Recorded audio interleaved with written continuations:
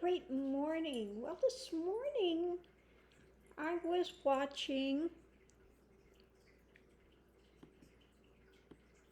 a video, and I'll put it in the link in the description. And it was Tanizaki Junichiro on Japanese aesthetics in praise of shadows. So he's an author that wrote a book.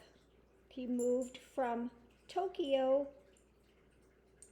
into more rural section and was living then at that time in a shoji, regular Japanese older type of a traditional house with tatami rooms and the shoji screens, etc. So I wanted to do a reading on this to see what I got about In Praise of Shadows. So this is what I got when it comes to Junichiro's book, In Praise of Shadows. And of course I used my Japanese tarot for this. So going into it, we have that he was looking for his ship to come in. He was sitting there waiting and actively looking for things because he had moved from Tokyo, and he was a writer. And so what I got with that was this affected him quite a bit emotionally. And so this is what he began to write about In Praise of Shadows.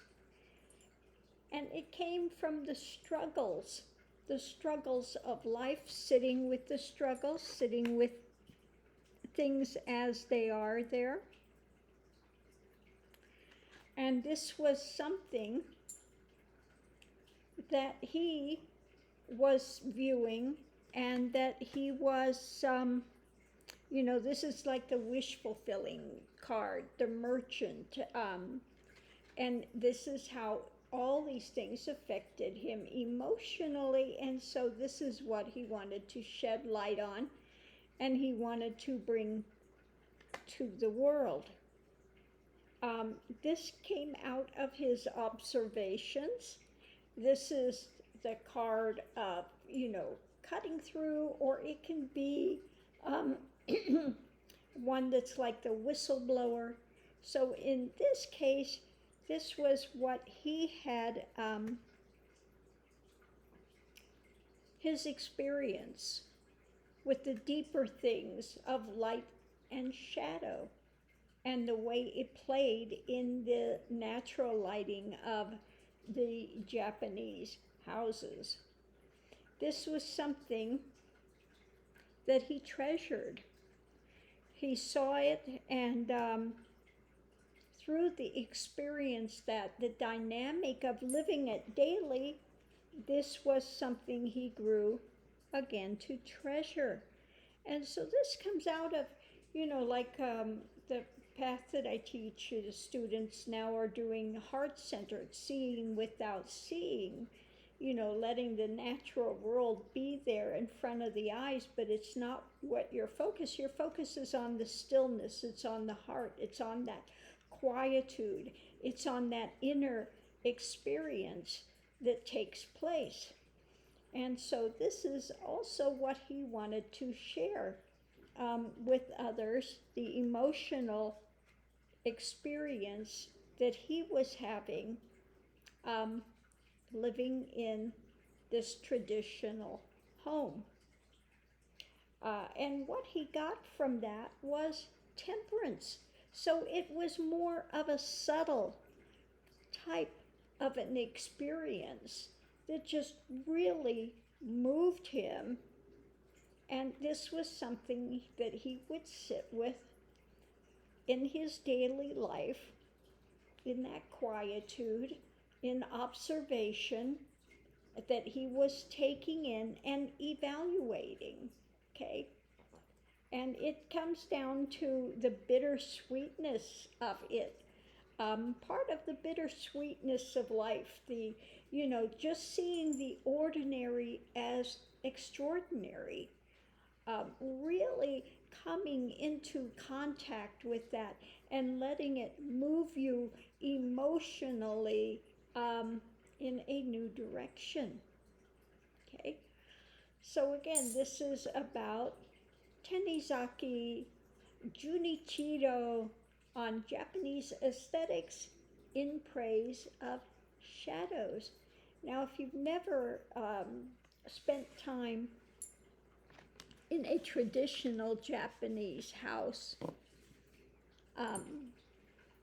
it is an experience. And when you go and you have a traditional Japanese bath, it's in like a wood tub that things are heated with the fire, okay? And you wash outside the tub and then you soak in the tub. And just the whole thing with the Japanese, the shoji, and the quietude. And you've ever been with in the Japanese traditional home, they'll have like a table that you sit at, it's in the middle, and you put your feet underneath, you're sitting there, and it's kind of got like a hole here, and it keeps you warmer during the cold days.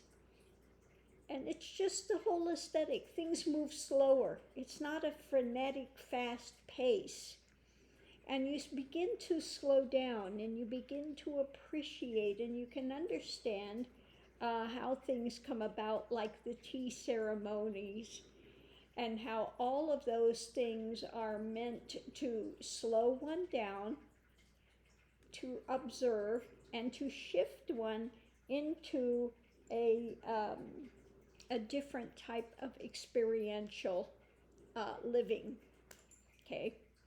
I've been fortunate enough to be able to be in Japan, in Kyoto and Fukushima before they had the big implosion. I was there in Japan in a traditional Japanese house, and was so sad when I heard about Fukushima, what happened with that implosion. And